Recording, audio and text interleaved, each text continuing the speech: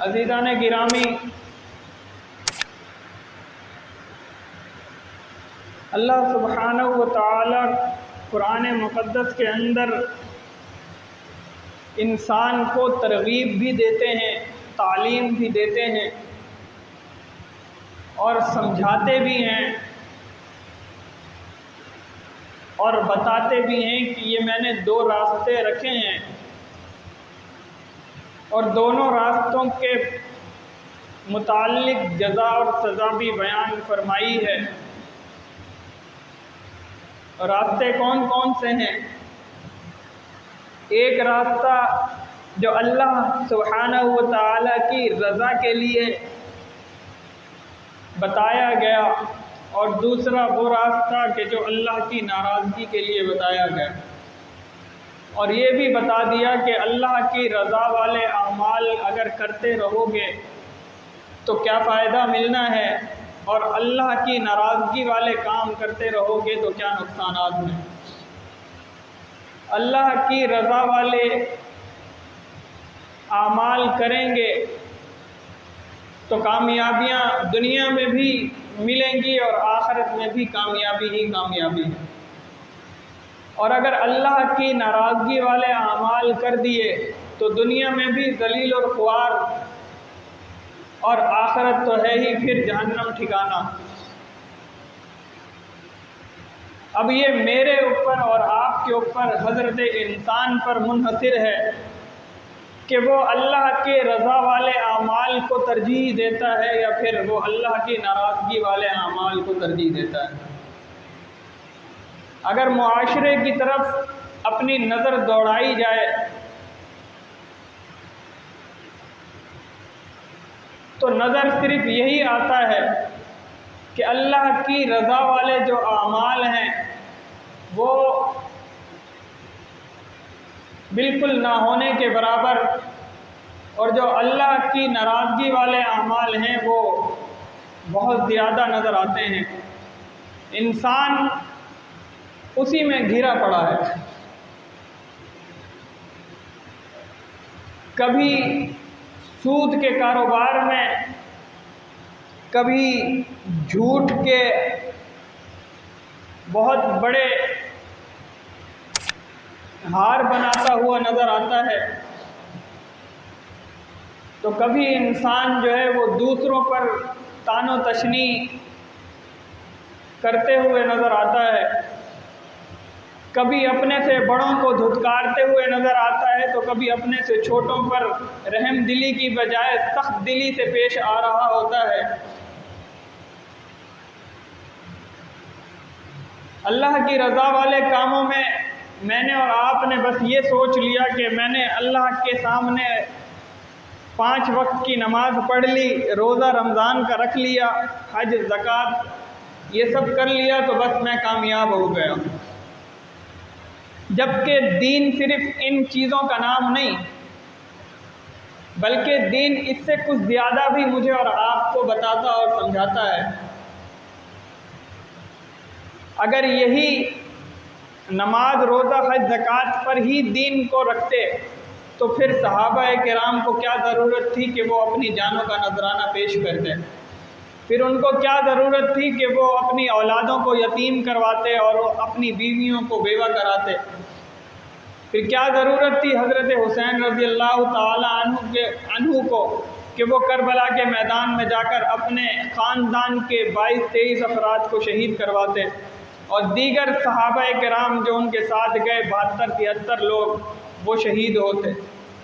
तो मालूम हुआ कि सिर्फ नमाज, रोज़ा, हज, ज़कात का नाम दीन नहीं, बल्कि दीन नाम है हर उस हुक्म पर अमल करने का जिससे अल्लाह की रज़ा हासिल होती हो, जिससे अल्लाह राज़ी होते हों। वो अमाल मैंने और आपने करने हैं। अगर उस अमल में से कोई अमल मैंने और आपने छोड़ दिया और अल्लाह की नाराज़गी वाला अमल कर लिया तो समझ लो हमने शरीयत मुहम्मदिया सल्लल्लाहु अलैहि वसल्लम के ख़िलाफ़ अपनी ज़िंदगी गुजारी है। मैंने अभी आप हजरात के सामने ये बात रखी कि अगर हम अल्लाह और अल्लाह के रसूल के हुक्म के मुताबिक ज़िंदगी गुजारेंगे तो हमारी ज़िंदगी भी अच्छी होगी और आखिरत भी। दुनिया में भी अल्लाह हमें कामयाब करेंगे और आखिरत में भी। लेकिन जब दुनिया की तरफ मैंने और आपने देखा है तो कहीं हमें नाइट क्लब खुले हुए नज़र आते हैं, शराब खाने खुले हुए नज़र आते हैं, ज़िना के अड्डे खुले हुए नज़र आते हैं, सूदी कारोबार मुझे और आपको नज़र आता है। ये मुल्क जो हमें एक कलमे की बुनियाद पर अल्लाह ने अता फरमाया और 27 रमज़ानुल मुबारक को ये मुल्क मुझे और आपको अल्लाह ने दिया। 14 अगस्त तो मुझे और आपको याद रहती है कि 14 अगस्त को ये मुल्क पाकिस्तान आज़ाद हुआ। 27 रमज़ान बहुत ही कम लोगों को मालूम होता है कि 27 रमज़ान को ये मुल्क पाकिस्तान आज़ाद हुआ था। खैर, इस मुल्क पाकिस्तान को मैंने और आपने, मेरे और आपके आबा व अजदाद ने जो इतनी कठिन मेहनत के साथ आज़ाद करवाया, अपनी जानों के नजराने दिए, अपने बच्चों को शहीद करवाया, अपनी औरतों की असमतें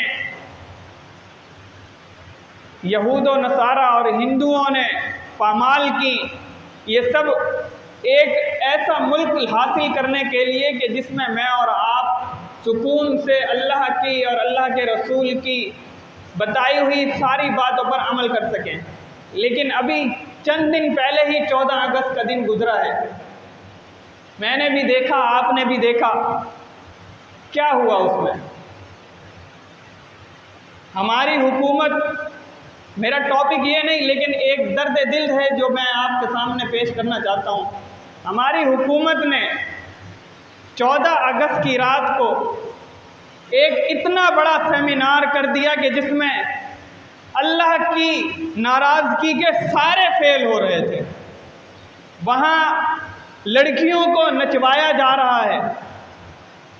वो कव्वाल और गुलकार जिनको शायद ही दीन का पता हो, वो भी वहाँ मौजूद खड़े होकर गाने भी गा रहे हैं, नगमे भी गा रहे हैं और रक्स हो रहा है।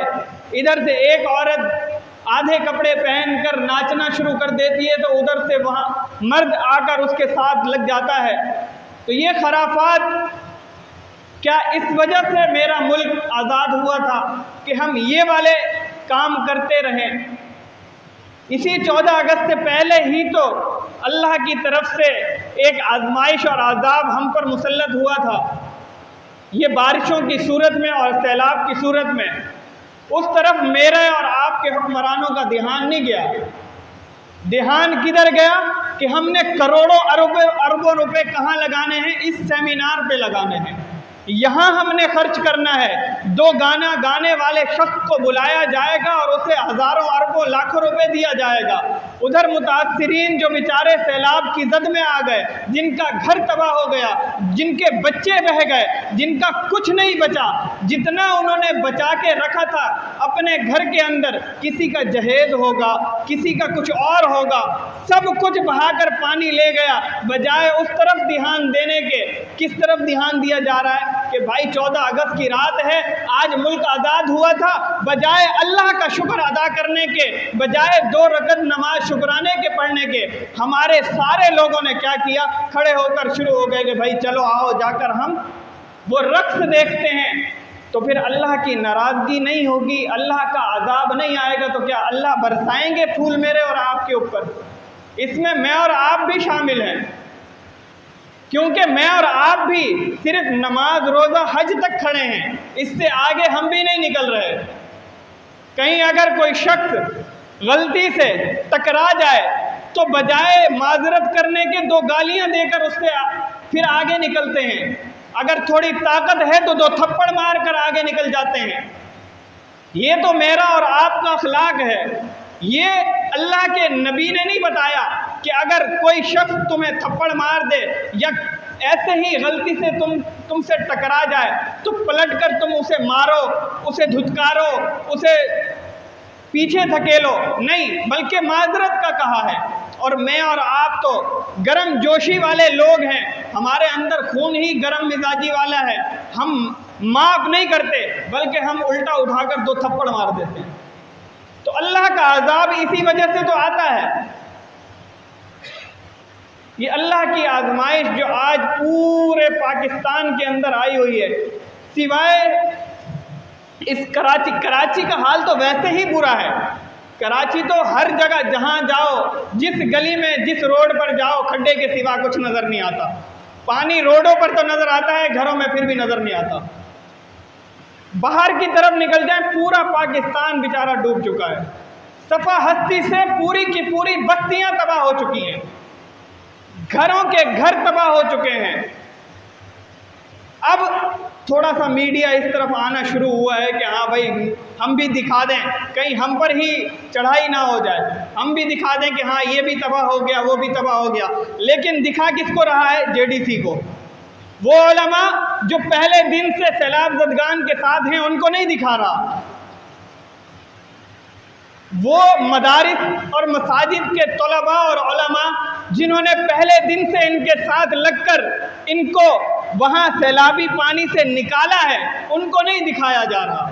जो उनके साथ खड़े होकर उन्हें राशन, उनकी हर तरह की मदद कर रहे हैं, हर तरह की हेल्प कर रहे हैं, उनको नहीं दिखाया जा रहा। किसको दिखाया जा रहा है? जी, जेडीसी ने बहुत काम कर रहा है काम जेडीसी, इससे इनकार नहीं है। लेकिन कम से कम जेडीसी से नज़र हटाकर उलमा की तरफ भी तो लेकर जाएं, उन मदारिस के तलबा की तरफ भी तो लेकर जाएं, जिन मदारिस ने अपने बच्चों को मदरसों से निकाल कर कहा कि जाओ जाकर इन लोगों को जो सैलाब में बह रहे हैं, इनकी पुरसाने हाली करो, जाओ जाकर इनका हाल पूछो, इनकी मदद करो। अगर कुछ मिल सकता है तो इन्हें तलाश करके इनको ला कर दो, इन्हें अपने घर में पनाह दो, इन्हें अपने मदरसे में पनाह दो, इन्हें अपनी मस्जिदों में पनाह दो। उस तरफ मीडिया नहीं जाएगा, उस तरफ बस वही गिने चुने चंद सोशल मीडिया के लोग हैं, वही दिखा रहे हैं तो दिखा रहे हैं, वरना कोई नहीं दिखा रहा। खैर, मैं ये कह रहा था कि ये अज़ाबात क्यों आते हैं? मेरे और आपके करतूतों की वजह से। अल्लाह कुरान में वाज़े फरमाते हैं, ज़हरल फ़सादु फ़िल बर्रि वल बहर बिमा कसबत ऐदिन नास। ये जो तुम लोग बहरो बर के अंदर खलक मलक हुआ मामला देखते हो, ये देखते हो कि निज़ाम धर्म भरम हुआ है। कभी सैलाब आ रहा है, कभी तूफान आ रहा है, कभी ज़लज़ले आ रहे हैं। तो ये सारी चीज़ें क्यों होती हैं? बिमा कसबत ऐदिन नास, इस वजह से होती हैं क्योंकि जो आमाल तुम आगे भेजोगे उसी का नतीजा तुम्हें वापस मिलेगा। ये हमारे गए हुए वो आमाल हैं कि जिसका नतीजा मैं और आप आज भुगत रहे हैं। हमारे हुक्मरान सिर्फ ये बताने के लिए, या हमारा मीडिया सिर्फ ये बताने के लिए बैठा है कि आज जेल के अंदर उसने 2 केले खाए थे, उसने कहा कि मैं ये वाली रोटी नहीं खाऊंगा, बस उसको कुर्सी मिल गई, उसको ये मिल गया, उसको वो मिल गया। ये नहीं मालूम कि हमने जिनके वोटों से मैं आज आला ओहदे पर बैठा हूँ, वही आज गर्क हो रहे हैं, तबाह हो रहे हैं, सफ़ा हस्ती से मिट रहे हैं, उनकी तरफ तवज्जो नहीं है। और अगर आ भी रहे हैं तो बड़े प्रोटोकॉल से आ रहे हैं, पीछे 3 गाड़ियाँ, आगे 4 गाड़ियाँ, बीच में मेरी गाड़ी, बस सिर्फ हाथ हिला दिया, हाँ हाँ हम आपके साथ हैं, हम आपको छोड़ नहीं रहे। और यही वो लोग जब वोट लेने होते हैं तो एक एक घर के अंदर जाकर बोलते हैं कि हमें वोट दे दो, हमें वोट दे दो, हमें। आज वही शख्स जिसके वोट से कुर्सी मिली थी, उसे छोड़ दिया। बह रहा है तो बहता रहे, मुझे क्या। तो असल बात यह है कि मैं गलत हूं। जब मैं अपने आप को ठीक करूंगा, अपनी रात को ठीक करूंगा, तो अल्लाह फिर वैसे ही नताइज मेरे सामने और आपके सामने भेजेंगे। जब मेरे अखलाक ही अच्छे नहीं होंगे, मेरा कारोबार ही शरीयत के मुताबिक नहीं होगा। कारोबार को देख लेना, अभी सैलाब के लोगों के लिए वो जो खेमे ख़रीदे जा रहे हैं, जो प्लास्टिक जो खेमा वाटर प्रूफ 4000-3000 का था, वो अभी ख़रीदने जाएं आप ज़रा, आपको मालूम होगा 10-12 हज़ार से कम नहीं मिल रहा।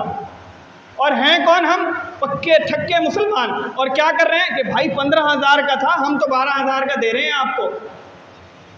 ये वाली बातें अब कारोबारी लोग कर रहे हैं। 4,000 का जो सैलाब से पहले मिल रहा था वही खेमा 4,000 की बजाय 10,000 का हो गया। और मैं अपने आप को क्या कह रहा हूँ? हाजी साहब।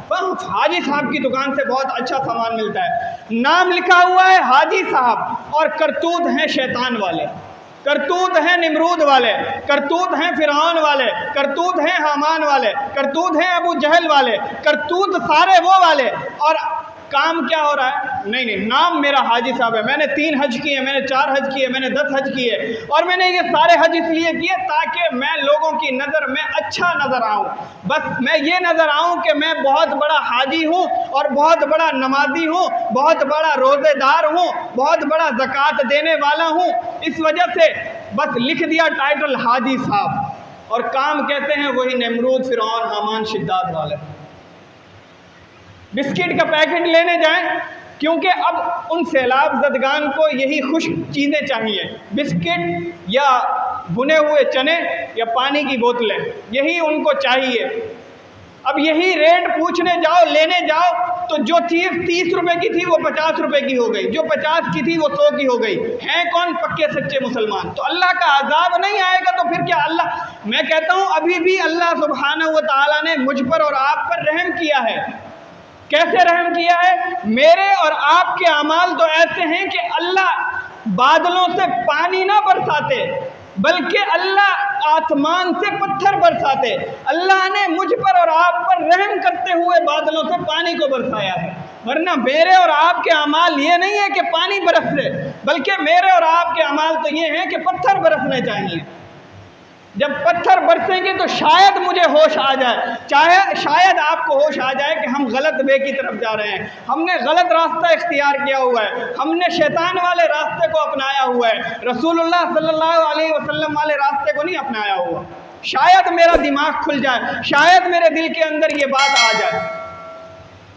वो कहते हैं ना कि खुदा नाराज कर बैठे, ये हम सब क्या कर बैठे। तो ये हमने यही सब कुछ किया है, 2 रुपए वाली चीज़ को 10 रुपए की करके बेची है। खुदा नाराज ही होंगे और क्या होंगे। अभी भी वक्त है, अभी भी वक्त है, तौबा और इस्तिग़फ़ार करें। उलमा फरमाते हैं कि ऐसे हालात के अंदर इंसान को अल्लाह के करीब हो जाना चाहिए। अल्लाह के करीब जितना इंसान होता जाएगा, अल्लाह सुब्हानहू व तआला अपनी आजमाइशों को कम भी करेंगे, आज़ाब को कम भी करेंगे, और इंशाअल्लाह अल्लाह सुब्हानहू व तआला इन सारी तकलीफ़ों परेशानियों से इंसानों को दूर भी करेंगे। वक्त है तौबा और इस्तिग़फ़ार करने का। जब मैं और आप मिलकर तौबा करेंगे, इस्तिग़फ़ार करेंगे, कसरत से इस्तिग़फ़ार पढ़ेंगे, तो इंशाअल्लाह अल्लाह सुब्हानहू व तआला मेरे और आपके हाल पर रहम फरमाएंगे। इस्तिग़फ़ार करने के फ़वाइद बहुत ज़्यादा हैं। अल्लाह कुरान में कहते हैं फ़क़ुल्तुस्तग़फ़िरू रब्बकुम इन्नहू कान गफ़्फ़ारा। ऐ लोगो, इस्तिग़फ़ार किया करो। इस्तग़फ़िरू रब्बकुम, अपने रब का इस्तिग़फ़ार किया करो, अपने गुनाहों की तौबा किया करो, अपने गुनाहों के मामलात में अल्लाह के सामने हाजिर होकर अल्लाह से गिड़गिड़ा कर माफ़िया मांगा करो। क्यों? इन्नहू कान गफ़्फ़ारा, इसलिए कि वो रब ताला जो है ना, वो गफ़्फ़ार हैं, बख्शने वाले हैं, बहुत ज़्यादा बख्शने वाले हैं। ये नहीं, एक शख्स था जो हुज़ूर सल्लल्लाहु अलैहि वसल्लम के ज़माने में वो मुसलमान नहीं हुआ था। वो हुज़ूर सल्लल्लाहु अलैहि वसल्लम के पास आया, कहने लगा या रसूलुल्लाह सल्लल्लाहु अलैहि वसल्लम, मैंने बहुत ज़्यादा गुनाह किए हैं और इतने ख़तरनाक गुनाह किए हैं कि शायद ही अल्लाह मुझे माफ़ करे। हज़रत उमर रज़ियल्लाहु ताला अन्हु फरमाते हैं कि या रसूलल्लाह, मैंने उसे देखा है, वो बहुत ज़्यादा रो रहा है, उसकी वजह से मेरी आंखें भी तर हो गई हैं। या रसूलल्लाह, उसकी बात सुन लें। हुज़ूर सल्लल्लाहु अलैहि वसल्लम ने उसकी बात सुनी। वो कहने लगा, मुख्तसर कर रहा हूँ, वो कहने लगा कि मैं कफन चोर था। मैं जब भी कोई मुर्दा दफन होता तो मैं फ़ौरन उसकी कब्र रात में जाकर खोदता और कफन उठाकर उसे साफ़ करके वापस मार्केट में बेच देता था। एक दिन ऐसा हुआ कि मैंने कब्र खोदी तो अंदर दोशीज़ा लड़की 16-18 साल की बच्ची थी, वो इंतकाल कर गई थी, वो कब्र में थी। मेरी नीयत ख़राब हो गई, मैंने उसके साथ ज़्यादती कर दी। अब वो दिन है और आज का दिन है, मुझे नींद नहीं आती। बस यही दिल में ख्याल आता है और उसकी आवाज़ें जो है वो कानों में गूंजती हैं। वो कहती है कि कल क़यामत का दिन होगा, तेरा गिरबान पकड़ के पूछूंगी कि मेरा क्या कसूर था कि तूने मेरे साथ मरने के बाद भी ये सलूक किया। तो हुज़ूर सल्लल्लाहु अलैहि वसल्लम ने फरमाया कि अल्लाह तेरी तौबा को कबूल फरमाएंगे। क्यों? क्योंकि तू इतना रोया है, इतना गिड़गिड़ाया है, इंशाअल्लाह अल्लाह तेरी तौबा को कबूल फरमाएंगे। लेकिन अभी मेरे ऊपर कोई वही नहीं आई है कि मैं तुझे कहूँ कि तुझे अल्लाह ने माफ़ कर दिया। जाकर अपनी तौबा कर और इस्तिग़फ़ार कर और अल्लाह से गिड़गिड़ा कर माफ़िया मांग। वो शख्स चला गया, रोता रहा, गिड़गिड़ाता रहा, माफ़िया मांगता रहा। अल्लाह सुब्हानहू व तआला ने हज़रत जिब्रील अमीन के ज़रिए हुज़ूर सल्लल्लाहु अलैहि वसल्लम को वही देकर भेजा। फरमाया कि या रसूलुल्लाह सल्लल्लाहु अलैहि वसल्लम, मैं अल्लाह की तरफ से पैगाम लेकर आया हूँ। वो जो फ़लाँ शख्स आपके पास आया था, वो शख्स अल्लाह ने उसकी तौबा को कबूल फरमाया, उसका रोना अल्लाह को इतना पसंद आया कि अल्लाह ने उसको माफ़ कर दिया। अब अल्लाह फरमा रहे हैं कि आप उसे कलमा पढ़ाकर मुसलमान कर दें। वो शख्स रसूलुल्लाह सल्लल्लाहु अलैहि वसल्लम के पास आया, रसूलुल्लाह सल्लल्लाहु अलैहि वसल्लम ने उसे ये पैगाम दिया, उसने कलमा पढ़ा, कलमा पढ़ते ही इंतकाल कर गया। जब वो फौत हो गया तो हुज़ूर सल्लल्लाहु अलैहि वसल्लम ने खुद उसे गुस्ल दिया, खुद कफन दिया। कफन देने के बाद जब कब्र में उतारा, कब्र में उतारने के बाद उलमा फरमाते हैं, हदीस में मौजूद है कि हुज़ूर सल्लल्लाहु अलैहि वसल्लम फ़ौरन पीछे की तरफ आए, कब्र से फ़ौरन अपने कदम बाहर निकाले। सहाबा किराम जो इर्द गिर्द खड़े थे उन्होंने पूछा, या रसूलुल्लाह सल्लल्लाहु अलैहि वसल्लम, कभी ऐसा नहीं हुआ कि आप एकदम पीछे की तरफ आए हों? आखिर क्या माजरा हुआ? तो रसूलुल्लाह सल्लल्लाहु अलैहि वसल्लम ने फरमाया कि इसकी कब्र के अंदर इतने फरिश्ते आ गए थे कि मेरे पैर रखने की जगह नहीं थी, इसलिए मैं पीछे की तरफ आया। और फरमाया कि इसकी कब्र के अंदर जो फरिश्ते आए हैं वो इसलिए आए हैं कि अल्लाह ने वो जो लड़की थी जिससे इसने ज़्यादती की थी, अल्लाह ने उस लड़की को फरिश्तों के ज़रिए भेजा। अब ये शख्स जो है उसके साथ अल्लाह ने फरमाया कि अब तुम्हारा मैं निकाह करवा रहा हूँ। अल्लाह ने इन दोनों का निकाह करवा दिया है। उसी की वजह से अल्लाह ने ये फरिश्ते बारात की सूरत में इसकी कब्र में भेजे हैं। तो इतने फरिश्ते अल्लाह ने भेज दिए कि वो जगह ही नहीं कब्र में पैर रखने की। तो तौबा इतनी बेहतरीन नेमत है। अगर मैं और आप भी अल्लाह के सामने पेश होकर अपने दो आंसू निकाल कर तौबा और इस्तिग़फ़ार करेंगे तो ये जो हमारे सैलाब और ये इस तरह से आजमाइशें और अज़ाबात आए हुए हैं तो ये अल्लाह सुब्हानहू व तआला दूर फरमाएंगे। अगर कोई शख्स मदद करना चाहे इन सैलाब ज़दगान की तो मैं बताते खुद मैं जहाँ जॉब करता हूँ वहाँ के लोगों ने, वहाँ के जो तालिब इल्म हैं उन्होंने सब ने जो है वो मिलकर कुछ इकट्ठा करना शुरू किया है। तो इंशाअल्लाह अगले जुमे तक या अगले जुमे के बाद हफ्ते इतवार तक मेरा खुद का शायद यहाँ से जाना हो, मैं जाऊँगा वहाँ। तो अगर कोई भी शख्स इस तरह से सैलाब ज़दगान की मदद करना चाहे, मुझे देना चाहे तो आपकी मर्ज़ी, वरना बहुत सारे लोग हैं जो कर रहे हैं ये काम, उन तक पहुँचाना। वैसे तो आप कर रहे होंगे, दे रहे होंगे, मज़ीद भी अगर कोई शख्स देना चाहे, मैं कहता हूँ कि अगर कोई एक साल अपनी ईद के कपड़े अपने बच्चों को नहीं दिलाएगा तो बच्चे मरेंगे नहीं, बच्चे बिलबिलाएंगे नहीं। अगर मैं एक रात जैसे शनिवारी पर या हवेली पर जाकर खाना खाता हूँ, अगर मैं वहाँ खाना नहीं खाऊंगा तो उसके पैसे अगर 2000-4000 में बचाकर सैलाब ज़दगान वालों को दे दूंगा तो इससे मेरा फ़ायदा ये होगा कि अल्लाह मुझे अजर अता फरमाएंगे। अगर कोई शख्स करना चाहे तो वो मुझसे भी मिल सकता है, मस्जिद की इंतज़ामिया है उससे भी मिल सकता है। तो आप हजरात जितना खुलकर तावन करेंगे, देखें अब वक्त है एक कौम बनने का, अब वक्त है, क्योंकि वहाँ आप जब वहाँ जाएंगे तो आपको मालूम पड़ेगा। हाफिज़ ताहिर साहब वो दिखा रहे हैं हमें, वो हमारे साथ राब्ते में भी होते हैं, वो दिखा रहे हैं कि किस तरह से सफ़ा हस्ती से पूरी की पूरी बस्तियाँ मिट चुकी हैं। जनूबी पंजाब पूरा तबाह हो चुका है, बलोचिस्तान तबाह हो रहा है, इधर सक्खर और खैरपुर ये तबाह हो रहा है, हर चीज़ मिलिया मीट होती जा रही है, जानवर बह रहे हैं, छोटे छोटे बच्चे हैं बहते जा रहे हैं, उनकी लाशें ज़मीन में धंसी हुई मिल रही हैं। जहाँ से पानी थोड़ा खुश्क हो रहा है, ख़त्म हो रहा है, तो ज़मीन के अंदर उस मिट्टी के अंदर लाशें धंसी हुई नज़र आ रही हैं। छोटे छोटे बच्चे हैं, उनकी लाशें ज़मीन में धंसी हुई नज़र आ रही हैं। 4-5 बच्चों की लाशें यूँ लाइन से रखी हैं और एक शख्स यूँ बैठा है। तो अल्लाह की तरफ से इतनी बड़ी आजमाइश है। हाईवे की तरफ आप जाएं तो आपको सिवाय इंसानियत के कोई नज़र नहीं आएगा। हाईवे बंद हो चुका है, आने जाने के लिए रास्ता नहीं मिल रहा। कहाँ जाएं वो बेचारे लोग जिनकी बस्तियां तबाह हुई, वो हाईवे पर आकर बैठे हैं, वो जो चंद छोड़े थे सामान के साथ आए थे वही सामान लेकर बैठे हैं, और मेरी तरह और मेरे और आपके इंतज़ार में है कि यहाँ से कुछ आएगा तो हम कुछ खा लेंगे, कुछ पी लेंगे। अगर हमने कुछ नहीं पहुंचाया ना वहाँ पे, तो मैं दावे से ये बात कह सकता हूँ कि अब फिर हमें खबरें आने लग जाएंगी कि फ़लाँ शख्स भूख से मर गया, फ़लाँ शख्स भूख से मर गया, उन तक खाना पहुँचा ही नहीं, उन तक ये चीज़ पहुँची ही नहीं। तो हम कोशिश करें, कोशिश तो हम कर सकते हैं ना, हम कोशिश करें अपना 1 रुपया दें, 100 रुपये, 10 रुपये, जितना भी हमसे हो सके हम वो दें ताकि उनकी मदद हो सके, और ऐसे शख्स को दें जो वहाँ तक पहुँचाए भी। ऐसा ना हो कि जेब में, चलो भाई मेरे पास लाखों रुपए आ गया, अब तो मैं अपनी जेब में रखूँगा, क्या करना है उनको देकर, ऐसे शख्स को ना दें। अगर खुद जा सकते हैं खुद जाएं, खुद जाकर देकर आएँ, ताकि आप मुतमईन हो कि हाँ यार मैंने कुछ किया है, अल्लाह राज़ी होगा। तो इंशाअल्लाह ये काम मैंने और आपने मिलकर करना है। अल्लाह हमें सैलाब ज़दगान की मदद करने की तौफ़ीक़ अता फ़रमाए। आखिर दावाना अल्हम्दुलिल्लाह।